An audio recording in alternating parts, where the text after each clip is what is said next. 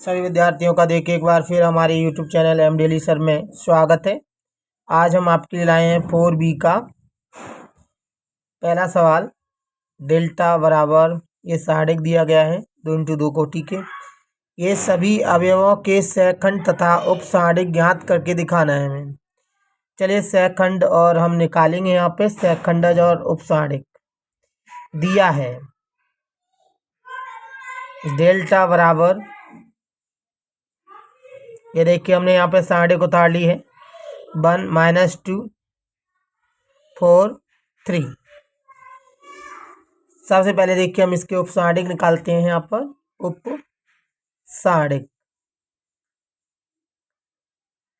उपसाढ़िक निकालते हैं। उपसाढ़िक को हम m से दर्शाते हैं तो m11 देखेंगे तो देखिए 11 नंबर ये है। इसको हम इसकी पंक्ति स्तंभ चला जाएगा, जो बचेगा वो m का मान होगा। 3 बचा हमारे पास, 3 हो गया।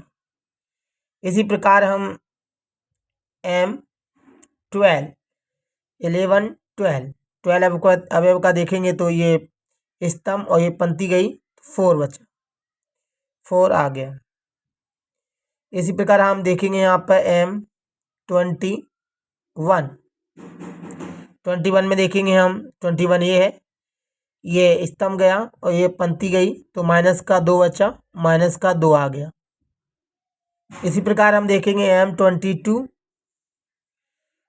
में हम देखेंगे यहाँ पर ये है 22 ये स्तंभ गया, ये पंक्ति गई, हमारे पास बचा 1।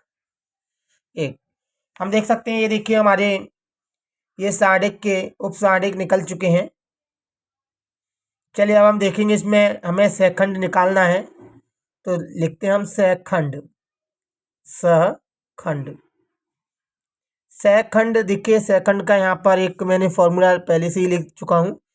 ए को हम सहखंड से दर्शाते हैं या इसे सी से भी दर्शा सकते हैं। तो AIJ इक्वल माइनस का 1 पावर 1 + j MIJ।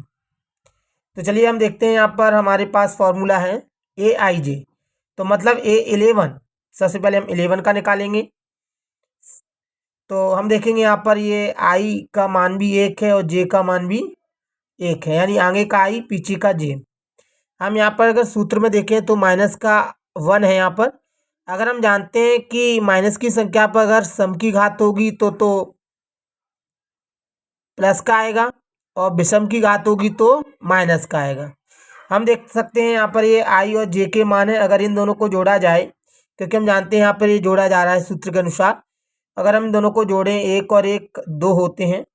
हम देखेंगे 2 एक सम संख्या है, तो सम संख्या है इसलिए हम देखेंगे कि यहाँ पर जो ए का यानी सेकंड जो आएगा वो प्लस का आएगा, तो मैं यहाँ पे लिख सकता हूँ प्लस।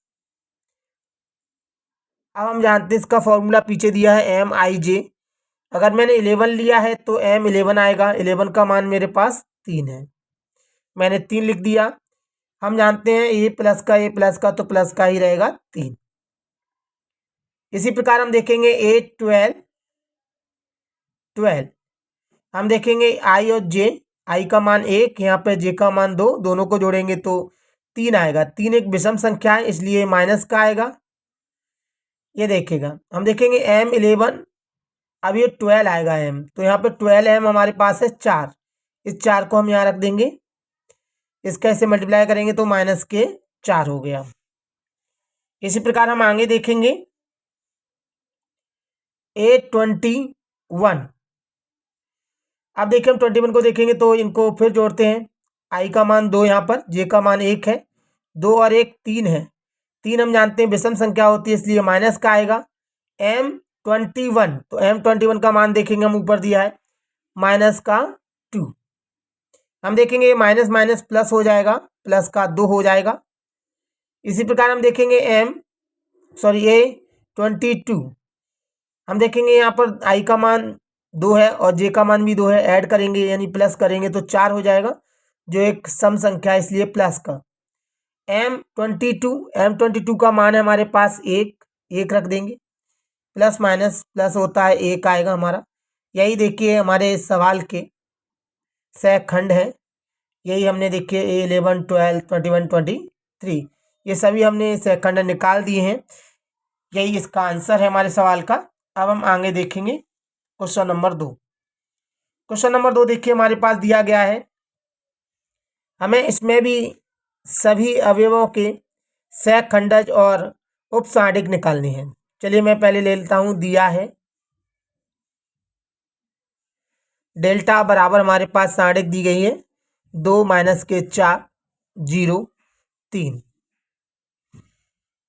अब हम यहाँ पे देख सकते हैं सबसे पहले उपसांडिक में हम देखेंगे सबसे पहले M11 क्योंकि हम उपसांडिक को M से दर्शाते हैं तो ये M11 M12। चलिए हम देखते हैं यहाँ पर हम देखेंगे तो देखिए 11 ये है, इसके लिए हम इस स्तंभ और पंक्ति को हटा देंगे तो हमारे पास बचेगा 3 अर्थात आंसर हो गया 3। M12 वाला अवयव ये है हमारे पास, इसकी ये स्तंभ गया ये पंक्ति गई तो हमारे पास बचा 0 अर्थात M12 बराबर 0। हम देखेंगे यहाँ पे M21 एंड M22।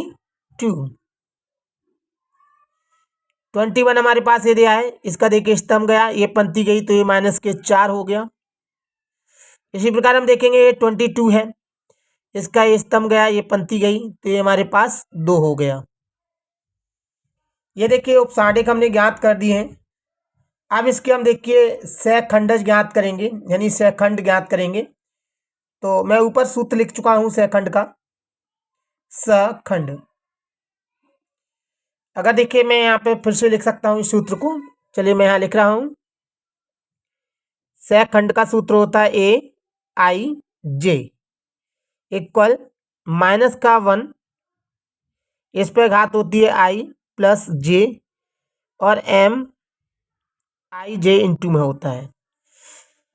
चलिए हम देखेंगे सबसे पहले मैं सहखंड निकाल रहा हूँ A11 का। A11 में देखेंगे हम, मैंने बताया देखिए यहाँ पर जो लिखा हुआ है ये -1 पे I और J की घात है। हम जानते हैं कि माइनस की संख्या पे अगर सम की घात हो तो ये प्लस में होता है और विषम की घात हो तो माइनस में। हम देखेंगे चलिए I का मान 1 J का मान भी 1 तो 1 और 1 2 हो जाएगा, 2 सम है इसलिए प्लस का आएगा। अब यहाँ पर हम देखेंगे MIJ मतलब यहाँ पे 11 है तो M भी 11 होगा। 11 का मान है मेरे पास 3, यहाँ पर हमारा आंसर आ गया 3। इसी प्रकार हम देखेंगे यहाँ पर A12 हम देखेंगे I का मान 1 और J का मान 2, 2 और 1 3 होते हैं जो विषम है इसलिए प्लस माइनस का आएगा विषम। हम देखेंगे यहाँ पर M का मान तो M12 का मान देखेंगे हम। M12 का मान हमारे पास 0 है, 0 का अगर माइनस से गुणा करेंगे तो 0 हो जाएगा। इसी प्रकार हम आगे देख सकते हैं A21 में हम देखेंगे कि I का मान 2 और J का मान 1, 2 और 1 3, ये भी विषम है इसलिए माइनस का आएगा। M21 का मान रखेंगे क्योंकि MIJ है इसलिए M21 का मान हमारे पास है -4। ये माइनस माइनस प्लस हो जाएगा 4 आ जाएगा। अगला हम देखेंगे A22 2 और 2 4 होते हैं इसलिए हम देखेंगे ये सम है तो ये प्लस का हो जाएगा। M22 का मान हमारे पास 2 है, हम 2 रख देंगे ये 2 आ जाएगा। यही देखिए हमारे सवाल का आंसर है, यही हमारे सवाल के सहखंडज हैं। हमने देखिए ऊपर उपसांडिक निकाले और नीचे ये सहखंडज हैं, इस सूत्र के हिसाब से निकाल सकते हैं। अगर आपको देखिए सवाल अच्छी तरह समझ में आया है तो आप हमारे वीडियो को लाइक करें और शेयर करें। अगर आपको कोई दिक्कत आई है, आपको अच्छी तरह समझ में नहीं आया है तो आप हमें कमेंट करके बताएं, हम कोशिश करेंगे आपको और भी अच्छा समझा सकें। अगर आप हमारे यूट्यूब चैनल पर नए हैं तो हमारे यूट्यूब चैनल को सब्सक्राइब कर लें और शेयर करें और वीडियो को लाइक करें। और भी हमारी इसी तरह वीडियो देखने के लिए आपका बहुत बहुत धन्यवाद। अगर आपको कोई दिक्कत आ रही है, आपको अच्छी तरह समझ में नहीं आ रहा है तो आप हमें कमेंट करके ज़रूर बता सकते हैं।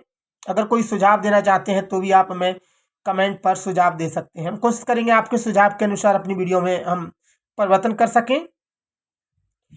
हमारा वीडियो देखने के लिए आपका बहुत बहुत धन्यवाद। थैंक्स।